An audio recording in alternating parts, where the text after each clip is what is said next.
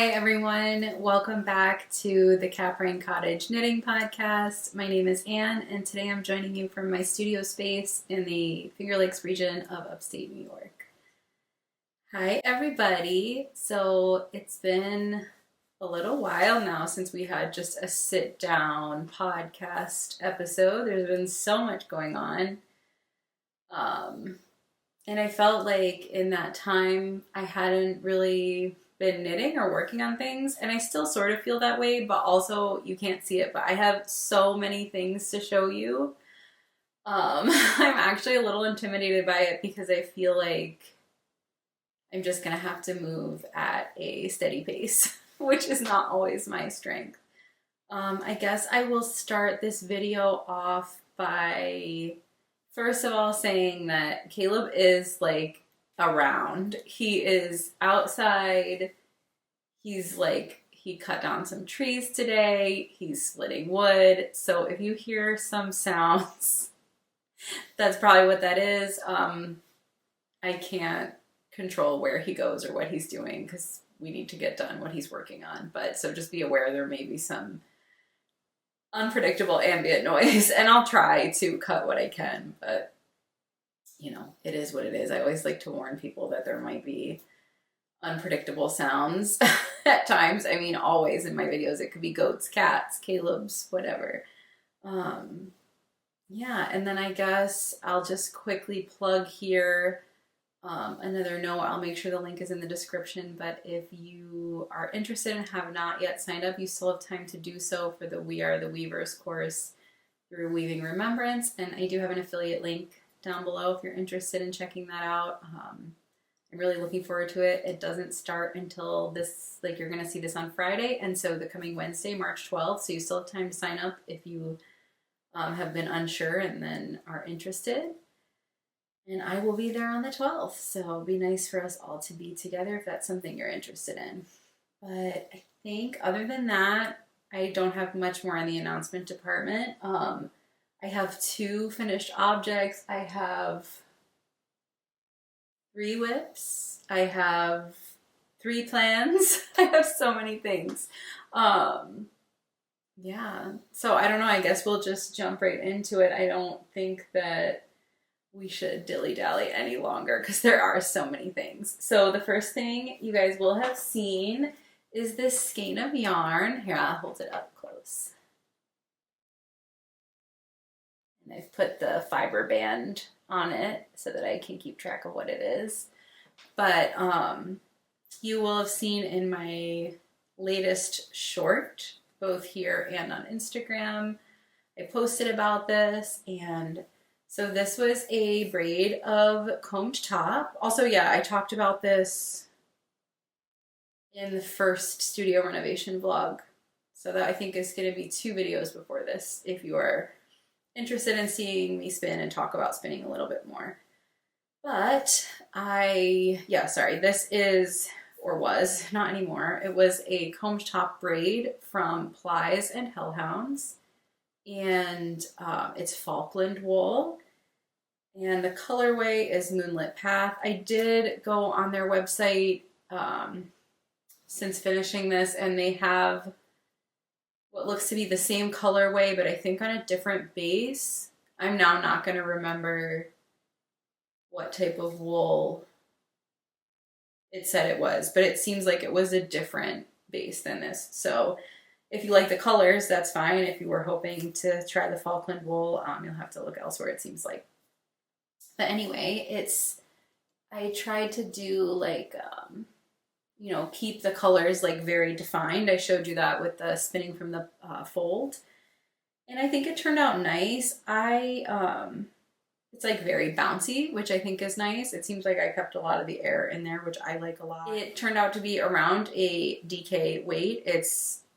Obviously roughly, I don't have a yardage counter. I just do it like the old-fashioned way where I count strands on my Nitty Notty and then do the math to figure out the yardage. But I got around 259 yards and it's 100 grams. So that puts us at around a DK weight, which I think is perfect. I think that's really convenient, actually. A lot of patterns are written in DK.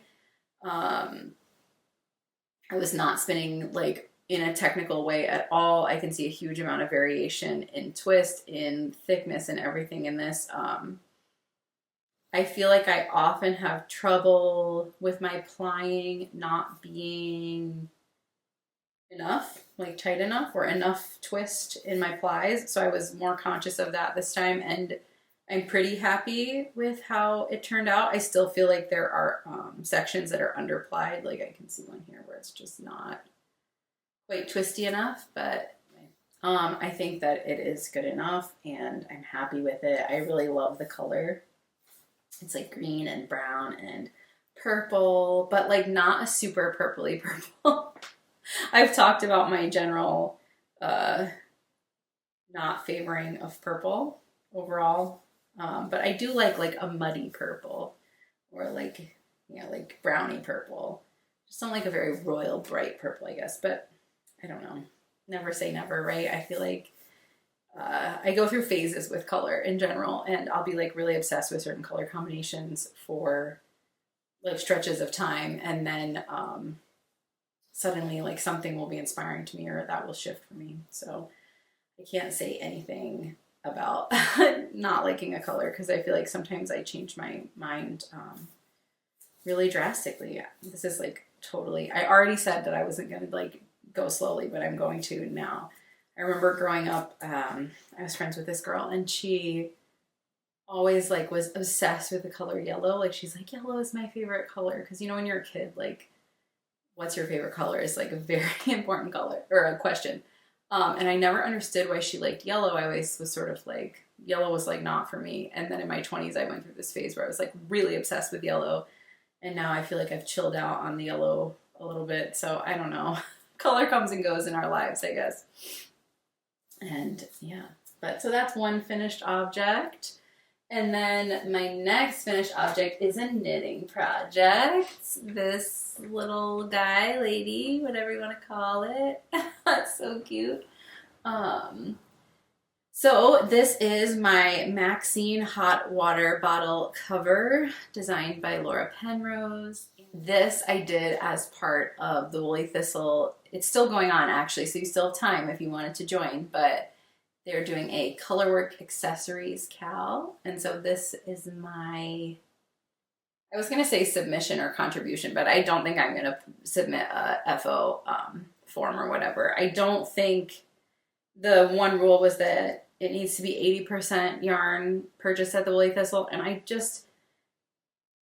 I think I'm close, but like my stash organization is so chaotic that I can't be sure of what came from where. And so I just would feel weird submitting for prizes. But I wanted to participate anyway because I think it's just fun to like do something in a group. And I felt like this was the perfect project for this cal. And this was like on my to make list for 2025 anyway. So it all just like fit in real good.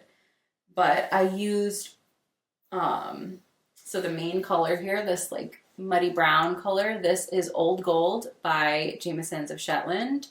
And I use Spindrift held double or JNS 2-ply held double.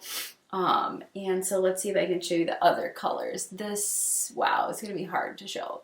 The darkest pink, and also this is all in my Ravelry, but the darkest pink is Old Rose. The yellow cream color is Buttermilk. The medium pink, like you can see it here, this is Sorbet, also by Jamieson's of Shetland. The black I know is color 2005 by JNS, Jamieson's and Smith. And then the other pink, this heathered pink, is a JNS shade that I don't know the number of. I think it's like, it could be 1283. I don't know. It's all in my Ravelry though. So I did not make a gauge swatch for this. I just sort of used it. Like I kind of just measured against the hot water bottle as I was going to make sure that it would fit. I used the recommended needles and yeah, I just held the yarn double and it fits literally perfectly. So you can kind of see this guy poking out the top. It's just a regular rubber hot water bottle. And I was a little nervous when it was finished because like this part, like from here to here seemed, or I guess it was more like from here to here from the like the turning, it looked a little short. And I was like, oh no, maybe it's not going to fit. But in the pattern, she recommends that you like get ready to block, soak your project, wash it, whatever. While it's still wet, put it on the hot water bottle and then fill it with hot water, and then it will like block to exactly the shape of your hot water bottle. Because I think that they're, I'm not a hot water bottle expert, but I think they're all like pretty much the same size. But I feel like I did that. I put it in and then I actually laid it. We have radiators, like, we have boiler heat. And I put it on the radiator and I feel like it has made it so nice just that it like stretched on this and it's like fits perfect. And I was also like wondering how you like fill it with this on it without getting it wet. And it's actually really easy. Like it doesn't get water on it at all and you can dump it out and stuff and it doesn't. Yeah, I don't know, but I'm so happy I finished this. And it was, what was I going to say about the knitting process? It was actually very fun to knit, very easy. I was going to say some complaints. I don't have any complaints about the pattern. The pattern was great. Any complaints I have are me issues. But the first one being, it is written for Magic Loop. I have never been a Magic Loop fan. I think I've only ever done one other project Magic Loop, and something about it, I just like can't, I can't get it to do what I want it to do sometimes. And I always feel like my stitches by the like edge, like the Magic Loop edge, no matter how hard I try, I can like never snug them up in the way that I want to, I guess. And so I feel like along these edges here, like you're not gonna be able to see it, but there's just like tension and consistency that I think had to do with Magic Loop. And sometimes I get that with DPNs too, but at least with the DPMs, I'm more aware of like how to snug it up so that you don't get that laddering or the inconsistencies.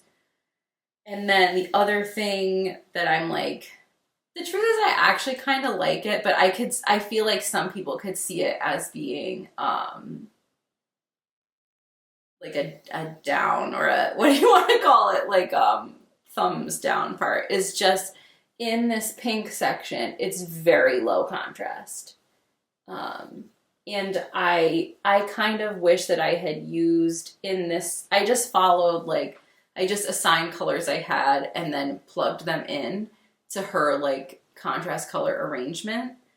But I sort of wish that I had used black down here as a contrast so that it sort of like mirrored each other. But I also kind of really like the low contrast. So I don't know. I'm like very pleased with it, but I think those are like the things that I would comment on, I guess, was just little things I might change if I did it again, which I won't. And I think I mentioned before, but the color inspiration for this is Gudrun Johnston has a pattern, I think it's called the Yol Mori. Yol. It has the umlaut. I'm never good at that. But, and it's a tan pattern, but I kind of stole the color palette from that. So those are my two finished objects. We will move on to whips. And I don't know what order I want to do this in. And I'm also realizing that like, maybe some of these things haven't changed since we last spoke, but I'm going to talk about them anyway because I can't remember. And so the first thing, I have in this cute little Knitting Nelly bag, and that is my Downstairs Sock by Mary Jane Mucklestone out of Grand Shetland Adventure Knits. That's her book with Gudrun. And so, whoops, that's got like a wrinkle.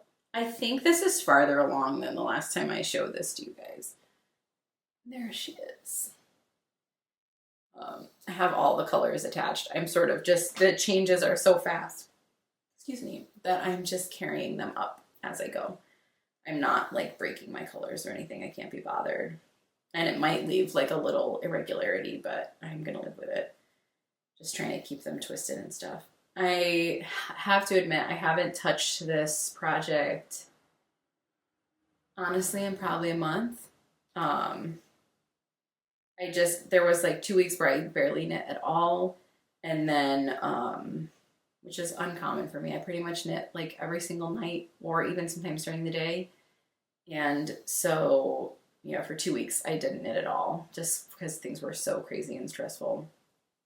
So this just hasn't gotten a lot of love, but as I was like taking pictures this morning of things, and I was looking at this, and I can't wait to like get back into this. This pattern has been so fun to work on. I love the colors and I want to work on it more. So that's how far I have that much on one sock, which I also feel like I'm like missing sock knitting. I love sock knitting so much. Then what's next? How about this? So again, I have not touched this in weeks, and I don't know, again, how far along I had gotten when we last talked. So I could be repeating myself, and I'm sorry if I am, but maybe you would like to see it again. And so this is the Burra cardigan by Yuko Sakamoto from her book, My Fair Isle Journey. And I think I did already talk about this, and I feel like I haven't made that much progressしwe talked, because originally I had kind of struggled with this, and I was having a hard time getting gauge and getting this to be the way I wanted. But then I figured out all of that. I started working on it, and I'm just loving it so much. The colors are incredible. Oops, I'm dropping things everywhere. Oh no, I'm losing stitches. One moment, please. But here it is. I've done like one repeat, or that's not true, like finished one motif, because it has more than that. But I think it's beautiful, and I think, like I said, I think you've seen this at this stage. Maybe I've done a little bit more, but I think I'm gonna like it. I'm really excited about it. I'm looking forward to having more time to work on this. I just haven't had the brain space to work on anything that's like requires thinking. So I haven't been working on anything color work where I have to like look at a chart.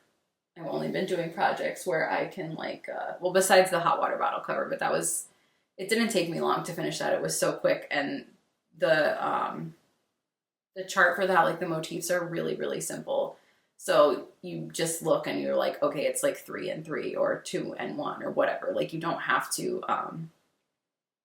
pay attention so much.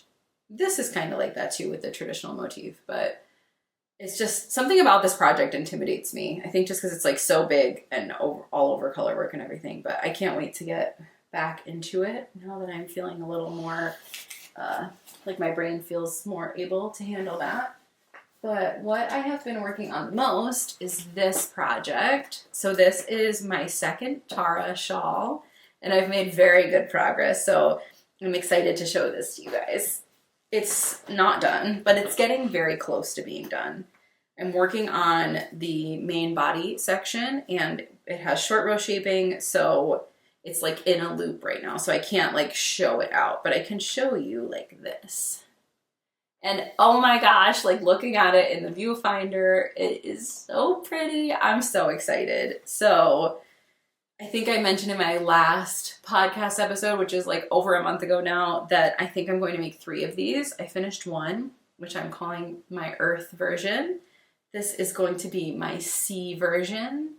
And then I'm going to make a Sky version too. And I'm going to talk about that in a little bit. So this I'm just so psyched about. I think it's so beautiful. I love the colors. And again, this pattern is such a joy to make, and I like highly, highly recommend it, especially if you want to try Shetland lace knitting or just lace knitting period, or you want to experiment with color palettes, because that's what's been so fun for me. I just feel like the possibilities are endless, and it's a great little project to experiment with color, and it's been just so joyful and fulfilling for me, I guess. I just love it. But yeah, so this is mostly in the colors here. The 2 like more teal blue colors are from GennaRose. This lighter, what do you want to call it? Tan, I guess? Sand. I'm calling it sand or driftwood, but the color is Camel by Jameson of Shetland. Then the rust and the brown here are also by GennaRose. And so, of course, I don't remember the numbers. I'm much better at remembering color names than numbers. But again, in Ravelry, you can find it. The only thing you're not gonna be able to find is this blue. So the main body color blue, I mentioned it before, but this I got at, we have like a secondhand craft supplies business in the city closest to us. And they sell like fabric, yarn, notions, everything, but it's all secondhand. So it's like a thrift store just for that kind of stuff. But I bought this there. I want to say it was like $6. It was so cheap. But it didn't have a tag. I can tell it's wool. I can tell that it is wool and spun wool, 2-ply. Feels very Shetlandy to me, but it could be anything. That was something I noticed too while I was working on this, was the ball of Jamieson's Spindrift Camel, the tan color, was very fine. I would have to say that it was much finer than normal. It doesn't seem to have affected the pattern at all, but I did notice a big difference between that and the other colors and other balls of Jamieson's Spindrift that I have. And this is also much, much finer. I mean, I don't think it's significant, but if you would notice definitely when you're working with it. So that's that. I was gonna say that is all of my whips, and I don't know, I feel like it's a lot. I feel like I have a lot of things in motion, but also like mentally in motion, where I'm like thinking of a lot of things right now, which makes me feel like I have more projects, I guess, because some of them aren't even like in reality space, but they're up here. Both knitting and weaving, but I'm not going to talk about weaving today because I haven't done anything. But so I guess the next section I'll talk about is a little bit, it's mainly planning, but a little, there's going to be a small amount of acquisitions, but it's all related to planning. So the first thing I'm going to show you guys is in here. And I decided, so I'm sure some of you are wondering where my late bloomer mittens are, and I decided I'm just putting those aside to finish next fall. It's now so late in the season that I'm not going to wear them this season, and so those and the matching bow ray I'm going to save until the fall and make them for next winter. It was hard for me to do that. I sort of felt like I was failing or something, but it just makes more sense, and I feel like sometimes we put like so much pressure on ourselves to like push through things when sometimes you just need to take a break from it. And so I put that project away. It will be waiting for me in the fall when I'm ready to work on them again. Anyway, so the project I have in here is the Lazy Weekend sock set. I don't know if you can see that. I don't think there's anything. No, it's okay if I show you this page. And this is by Kaori Katsurada. And it is, I think it's at least 3 socks designs that you can make, because I think there's Friday, Saturday, and Sunday. And so I am going to make Friday, which I was just going to show you this picture, but I'll just put a picture up. The Friday, Lazy Friday socks are going to be what I make. And they're so cute. They have like a little ruffly edge, and then split tabby toes. Well, I think that's an option. You can choose to make it regular toe or a tabby toe, which I'm excited to make. Because sometimes it's just nice to have a split toe if you want to wear sandals or whatever. And I'm going to be using these 2 colors. I'm now having deja vu, like I already showed you this project. No, I don't think so. But anyway, so I have this color by Spun Right Round.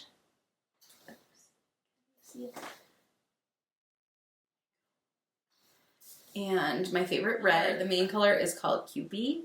And I actually bought this to make a different pattern, a different project. But then I think it's the sample pair of socks for maybe Saturday, the Lazy Saturday socks, is made in this kind of color combination. And I was just like, it was like, I was like a kid at the store. I was like, I want it. So yeah, I have to do this. I have to make this. And I'm also really, like I said, I'm missing sock knitting, and I'm excited to knit a non-colorwork sock. It's been since last summer that I did that. And I'm just psyched to, yeah, just work on something like cozy. They seem like such cozy socks. And I really wanted to do these for like my Valentine's Day and like my February socks, but I did pretty much no knitting in February. So everything's gotten bumped a little bit. Like the downstairs socks were supposed to be for January, didn't finish. And then these were going to be for February, but it's March. So I don't know what to say. I guess, yeah, that didn't happen in the slightest. But I think they're still springy and spring friendly. So yeah, that's my two colors. I love pink and red together. I love red, obviously. I feel like so many times I'm just like, it's red, I love it. But I love red and red things. See, like the color phases. I'll shift eventually and go away from red. Maybe never though, this red. This is the most amazing red. I need to buy a full skein of it because I'm always using it as an accent. So maybe I'll buy that soon. And then there's just a graveyard of projects around me. The next thing I have to show you is my color planning for my third Tara shawl, which never in a million years did I think I would make 3 of these. That seems so insane, but here we are. So I bought a while ago these 2 colors from the Woolly Thistle of GennaRose, these 2. And so this is 1280 and 1282. 1280 is the lighter shade. And I wanted to see these because I have a shade card and I wanted to see them in like more, like a bigger quantity. And this, I've been like toying with this idea because I said before that I wanted to do like the 3 Celtic elements of earth, sea, and sky. And so I knew I wanted to make a sky themed shawl, and I was trying to think of like where my inspiration could be drawn for that, and I knew I wanted to do kind of like a pale body color, and I was thinking of just doing gray. And then I saw this color. This is 1280. I'll put it close. I feel like it's not going to show the nuance of it. I saw this color and I knew that this was going to be the body color for it because it reminded me, and I will make sure to put a picture in here of like this experience in my life because we took pictures, but when we were coming back from Shetland and our ferry was pulling into Aberdeen Harbor, it was like, I don't know, 7 in the morning, maybe? Is that when the ferry comes in? Crack of dawn. And we came up on deck and there was the most magnificent rainbow. And I'm not like, I mean, don't get me wrong, I love rainbow motif rainbows. Like, who doesn't? Come on. I just think rainbows are really joyful, but generally I don't like really bright rainbow colors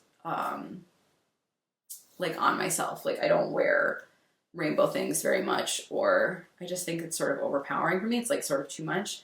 But that day, the sky was just like so pale and it was these muted rainbow colors. And so it got me thinking about yarn colors and doing like a muted rainbow as the lace work. So I have some colors in here. I have some ideas. But so I have this pink. This is FC6 from GennaRose. I have 1281 mix, which is this kind of peachy color. This is the pale color in my Earth Tara shawl. I have leftover buttermilk from Jameson of Shetland from my Maxine. And then I have, yeah, the 1282 mix green. So I'm holding them here.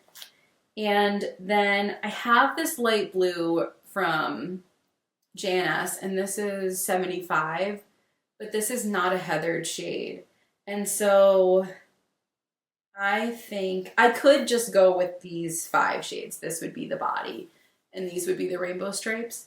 But I think I want to buy, I mean, I need to get more of this anyway because I need 2 balls for the body. But I can't decide if this should be the blue or if I should choose another heathered blue shade, number 1. And then number 2, I would like to buy a purple. After all my purple hate, the irony. But so I was looking at the shade card, and let's see, I've pulled the purple and the blue sections of the card. So the colors I'm looking at are, for the purple, I'm considering, there's FC21, which is this one. I feel like every time I do this, it's so freaking hard for you guys to see. So there's FC21 and there's FC9. And so I feel like FC21 is more in the saturation palette of what I'm going for.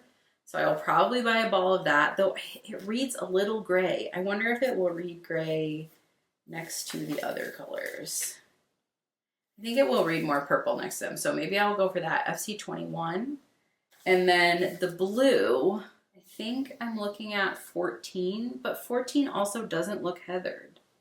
And so I can't decide if I want to use this for the blue stripe or if I want to buy another blue. But so that's like the planning. I feel like I've been I teased this a little bit on my Instagram, and yeah, I don't know. I've been like, once I like thought of this concept, I was so excited about it because, yeah, I don't know. That memory is like so special to me. It was such a magical moment. You know, we were just coming back from Shetland. We were only going to be in Scotland for like another 24 hours, and it was just really, really magical. And so I love the idea of creating something that is a memory, like to keep that memory. So I have one last thing to talk about in this video. And I don't even know if I've ever shown you this book yet. I got this a while ago, and it is this knitted Moomin socks book. And once I saw that this was released in English, I was so excited. I don't know if I've ever talked about it on this channel. Maybe I have, but I love the Moomins. I love Tove Jansson. I think she's an incredibly inspirational person, and obviously the Moomins are so cute. And in my like early 20s, I discovered the Moomin TV show from the 90s, and I was so obsessed with it. I've read some of the books, but not all of them. And when Novita came out with the Moomin like line of yarn, I bought some of it, and I have another book. It's like a book is a stretch to call it a book. It's kind of more like a pamphlet of Moomin patterns. But yeah, I had to get this, and I've been wanting to make some socks out of here really badly, but they're all written for a DK weight because they're written for the Novita and Moomin yarn.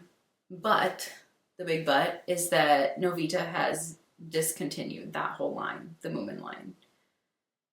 And so I tried to buy some, and like there are some D-stashes, but it's been kind of hard to get it. And I have what I already had, but I needed more colors. And so I've been trying to find something that sort of meets my needs, which is I want something that's DK weight or close enough. I want something that is mostly, has a portion wool and a portion synthetic, because I just feel like that wears the best in socks. I know that other people make all like no nylon socks, and that's great. And I'm sure I will at times do that too. But for these, I kind of wanted to have something that was a blend. And I've been sort of struggling to find, I was having a whole conversation with Caleb about this, and I felt like he was so bored, but I'm struggling to find something that's the right weight, that has a synthetic portion, and comes in enough colors. That's been my struggle. And I think I settled on, I was going to buy Sandnes Yarn Double Sunday, and I still will probably buy some of that. I've never used that yarn, but I know it's very popular. But we were at Michael's the other day. I needed to buy a frame, and I had seen before they have this yarn. It's like sort of newish. I've already accidentally ripped the band on this one, but it is, I'm going to show you more. I have more colors, but it is a DK weight. It's by their brand, which is Loops and Threads, and it's the Luxe Merino wool blend. And I know it's a DK weight. It's 55% merino, 45 acrylic, which in my opinion is a higher percentage of acrylic than I would want. I would want more like a 80-20, 75-25. But this was so cheap. So this yarn they were $10 each, and then it was buy one, get one half off. So they're like $7.50 each, and they're 150 gram balls. So it's like a lot of yarn. And I just was there, and I was like, you know what? I guess I'll try this. I very rarely buy big box yarn. but it like seemed pretty soft. I felt like it would make a good sock. And there was colors that I felt like were like good enough for the pair I want to make first. So I will show you them. I think so. Also, I can insert a picture too, but they're these ones. But it's the Moomin House socks. They're so cute. And so I knew that I needed white, blue, and green. So I have the red. I have a little bit left over. I actually made a Sophie scarf out of this. But so this is the actual red. It might not be the exact red, but it's really close. And it's from the Moomin line. So I have the red, and then I got the white from Loops and Threads. It's just white yarn. Not very exciting. I also do have this other Moomin yarn, but this is merino and cotton.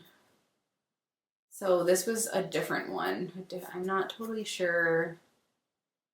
I bought these a very long time ago. So I could use this, but it just seems the sheen is so different. The cotton, you know, makes it have that cottoniness to it, if you know what I mean. But so I probably won't use that. But I then got the blue, which the band is falling off of. And I felt like this blue was like a pretty good Moomin House blue. It's a little bit light, but it's good enough. And then the green is not as bright of a green, but I like it. It's like olive green. And then I have, there's like pink and yellow flowers,